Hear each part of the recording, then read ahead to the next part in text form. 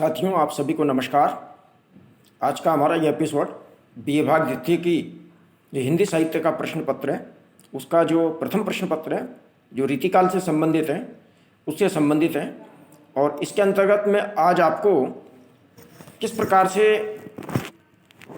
जो रीतिकाल के बहुत प्रसिद्ध नीति कवि थे उन नीति कवि के बारे में हम जो चर्चा करेंगे, जिनका नाम वृंद है।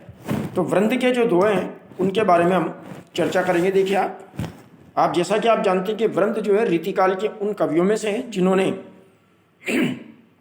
पूरी तरह नीति संबंधी दोहे लिखे हैं। उनकी जो वृंद सतसई है वो इस संदर्भ में बहुत महत्वपूर्ण रचना है। तो देखिए, पहले भी मैं आपको उनके कुछ जो प्रमुख दोहे थे उनके बारे में बता चुका था। आज के इस एपिसोड में हम पुनः आपको उनके कुछ अन्य जो प्रमुख दोहे हैं उनकी चर्चा करेंगे जो परीक्षा की दृष्टि से आपके लिए महत्वपूर्ण है। देखिए, आप इनमें सबसे महत्वपूर्ण दोहा मैं आपको बताता हूँ। क्या लिखा हुआ है? 6 नंबर का दोहा देखिए आप इसमें कि उत्तम जन की होड़ करी नीचन होत रसाल, कोवा कैसे चल सके राजहंस की चाल। बहुत अच्छी नीति संबंधी जो उपदेश है वो इसके अंतर्गत रचनाकार ने व्यक्त किया है। क्या कहता है कवि? हम देखते हैं कि कई बार जो श्रेष्ठ व्यक्ति होता है उस श्रेष्ठ व्यक्ति की, अच्छे व्यक्ति की, सज्जन व्यक्ति की जो नीच प्रकृति के लोग होते हैं वो उनका अनुकरण करना चाहते हैं, उनकी नकल करना चाहते हैं। लेकिन वास्तव में केवल उनकी नकल करने से ही क्या होगा? कुछ नहीं होगा जब तक कि उनके जो गुण हैं उन गुणों को हम पूरी तरह अपने आप में अपना नहीं लेंगे। तो देखिए, रचनाकार क्या कहना चाह रहा है इसके अंतर्गत कि उत्तम जन की होड़ करी। उत्तम जन यानी श्रेष्ठ जन, सज्जन व्यक्तियों की होड़ करके, उनसे प्रतियोगिता करके नीचन होत रसाल, नीच नहीं हो सकते हैं। यानी जो नीच व्यक्ति हैं वो श्रेष्ठ जनों की होड़ करके उनके बराबर नहीं हो सकते हैं। जैसे रसाल, रसाल होता है आम का, आम ही रहेगा। और दूसरा देखिए, यहाँ रसाल शब्द 2 संदर्भों में है। एक रसाल आम के वृक्ष के ऊपर लगने वाली जो केरी की जो होती है उनको कहते हैं। और इसी तरीके से जो आंकड़े का पेड़ होता है उस आंकड़े के पेड़ पे भी आपने देखा होगा छोटे छोटे रसाल, यानी उनकी जो केरी होती है उसको भी अपन रसाल के रूप में जानते हैं। तो यहाँ उस रसाल के बारे में यहाँ रचनाकार कहना चाह रहा है कि जो आंकड़े की रसाल है, यानी कि जो निम्न व्यक्ति है, जो निम्न गुणों से परिपूर्ण व्यक्ति है, वो किसी भी तरीके से उत्तम व्यक्ति के गुणों की होड़ करके उसके बराबर नहीं हो सकता है। जैसे उदाहरण है, कोवा कैसे चल सके राजहंस की चाल। हंस हंसी रहेगा और कौवा कौवा ही रहेगा। यानी कौवा अगर हंस के गुणों का अनुकरण करने का प्रयास करेगा तो उसमें सफल नहीं हो पाएगा। तो कहने का मतलब ये होगा कि उत्तम व्यक्ति के अपने जो गुण होते हैं वो अपनी जगह होते हैं और निम्न व्यक्ति के गुण अपनी जगह होते हैं। निम्न व्यक्ति ही रहता है। फिर देखिए, दूसरा जो पद है उसमें क्या रचनाकार बताना चाह रहा है। इसमें हमारे मानव जीवन की जो अहंकार की प्रवृत्ति है उसकी ओर अप्रत्यक्ष रूप में जो है संकेत करना चाह रहा है रचनाकार। क्या कहता है कवि कि जो पावे अति उच्च पद ताको पतन निदान, ज्यों तपी तपी मध्यान्ह लो अस्तु होते हैं भान। जीवन में हम देखते हैं कि अगर विकास होता है तो निश्चित रूप में पतन की ओर भी अग्रसर होना पड़ता है। यानी कि विकास के बाद पतन और पतन के बाद विकास, ये प्रक्रिया हमारी जीवन में चलती रहती है। लेकिन अगर केवल विकास के आधार पर कोई व्यक्ति मान लीजिए अहंकार करने लग जाता है, घमंड में डूब जाता है, तो उस व्यक्ति को कभी भी अपने जीवन में अहंकार नहीं करना चाहिए। क्या कह रहा है रचनाकार कि जो पावे अति उच्च पद, यानी कि अगर कोई व्यक्ति अपने जीवन में अत्यधिक ऊंचा पद प्राप्त कर लेता है, अत्यधिक ऊंचाइयों को छू लेता है, ताको पतन निदान, तो निश्चित रूप में उसका पतन भी क्या होगा?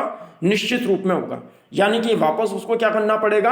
अपनी नीचाई पर, अपने निचले स्तर के ऊपर उसको आना ही पड़ता है। जैसे उदाहरण दे रहा है रचनाकार यहाँ पे, देखिए आप, जो तपी तपी मध्यान्ह लो, जिस प्रकार से तप तप करके प्रातःकाल सूर्योदय होता है और जैसे जैसे सूर्योदय होता है, जैसे जैसे सूर्य आकाश की ओर चढ़ता जाता है तो उसकी गर्मी क्या होती है? बढ़ती जाती है। मान लो तप तप करके, तेज हो करके मध्यान्ह लो, दोपहर तक क्या होता है? सूर्य अपनी चरम ऊंचाई पर आ जाता है। सूर्य अपनी चरम ऊंचाई को प्राप्त करके पूरी तरह पृथ्वी को क्या करता है? तपा देता है। लेकिन अंत में वहां से फिर उसको क्या करना पड़ता है? नीचे की ओर आना पड़ता है।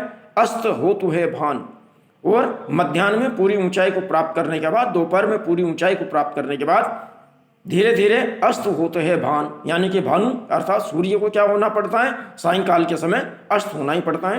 तो इसी प्रकार से जीवन में अगर व्यक्ति कोई बहुत ज़्यादा ऊंचाइयों को प्राप्त कर लेता है तो उन ऊंचाइयां प्राप्त करने के बाद भी जीवन में ऐसे अवसर भी आते हैं कि जब वापस उसको नीचे की ओर आना ही पड़ता है। तो व्यक्ति को अपने ऊंचे पद को प्राप्त करने के बाद किसी प्रकार का जो अहंकार है, किसी प्रकार की जो अहम की भावना है, घमंड की भावना है, वो अपने जीवन में कभी भी नहीं लाना चाहिए, क्योंकि जिसका विकास होता है उसको अपने वापस निम्न स्तर के ऊपर भी आना ही आना पड़ता है।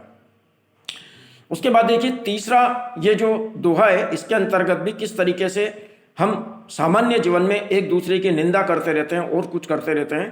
तो रचनाकार ने हमारे को यह संदेश दिया है कि हमें किसी की बुराई आदि नहीं करनी चाहिए, उसके गुणों से कुछ सीखना चाहिए। हमें किसी के बारे में भी अनावश्यक प्रकार की जो टिप्पणी है वो नहीं करनी चाहिए। क्या कहना चाह रहा है, उदाहरण के माध्यम से रचनाकार बहुत ही सरल शैली के अंदर कि करे बुराई सुख चये, कि हम किसी की बुराई करके, किसी के दुर्गुणों का उल्लेख करके, किसी की बार बार बुराई करके सुख चये, सुख चाहते हैं। कैसे पावे कोई, यानी कोई व्यक्ति किसी और की बुराई करके कैसे सुख पा सकता है। अर्थात निश्चित रूप में अगर वो किसी की बुराई कर रहा है तो क्या होगा, दूसरे भी उसकी बुराई कर रहे होंगे।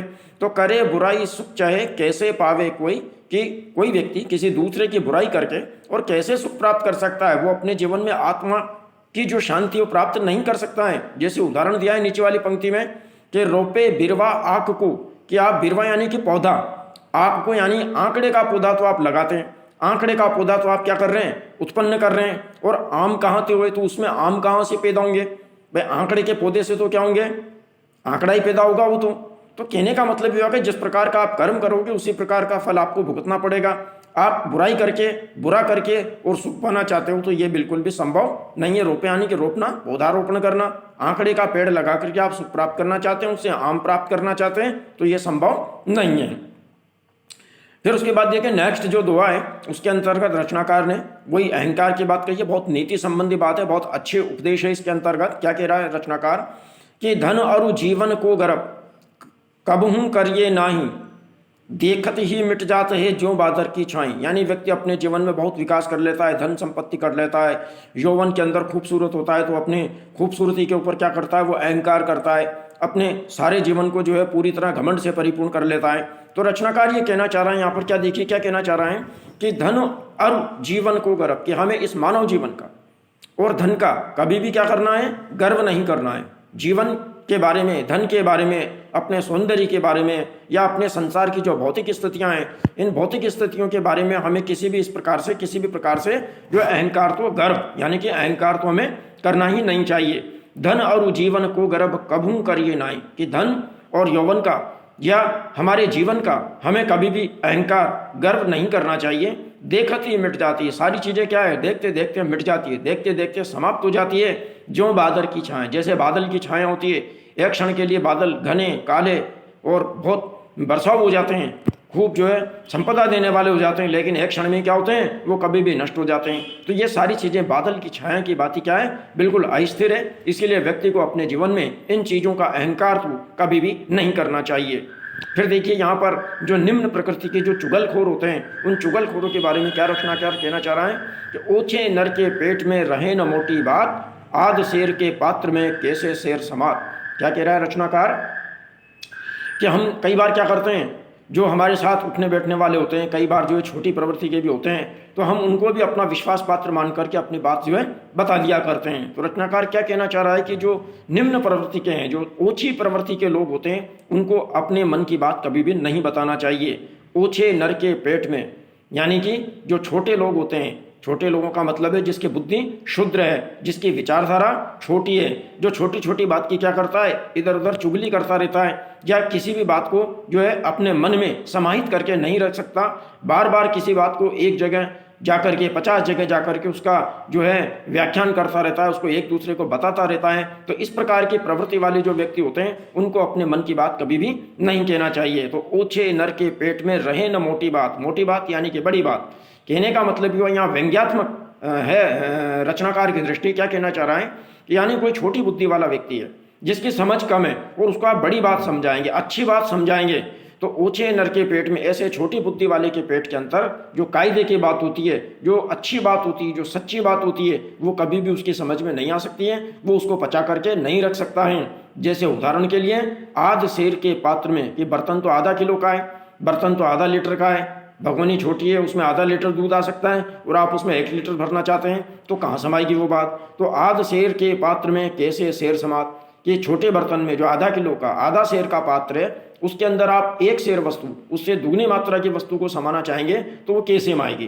तो इसी तरीके से जिसकी जितनी बुद्धि होती है उसको उसी की क्षमता के अनुसार बात करना चाहिए, उतनी बात उसको समझानी चाहिए। यदि आप उसकी क्षमता से ज़्यादा उसको कोई बात समझाने का प्रयास करेंगे तो निश्चित रूप में वह चीज़ उसके पेट में, उसकी बुद्धि में पच नहीं पाएगी और वो उसका इधर उधर बखान करता रहेगा, वो उस बात को इधर उधर फैलाता रहेगा। तो कुल मिलाकर के हमारे जीवन के अंदर किस प्रकार की परिस्थितियां आती है, ऐसी परिस्थितियों से किस तरीके से हमें निपटते रहना चाहिए। जो वृंद हैं, जो रीतिकाल के बहुत महत्वपूर्ण नीतिकार हैं, इस प्रकार के नीतिगत उपदेश उन्होंने दिए हैं और इन्हीं नीतिगत उपदेशों के ऊपर उन्होंने अपने सत्सई की रचना की है, जिसमें विभिन्न प्रकार के नीति संबंधी दोहे हैं। तो इसी प्रकार के और भी कई दोहे उन्होंने रचे हैं जो हमारे पाठ्यक्रम में संचित हैं, तो उनके बारे में हम अगले एपिसोड में व्याख्या करेंगे। धन्यवाद।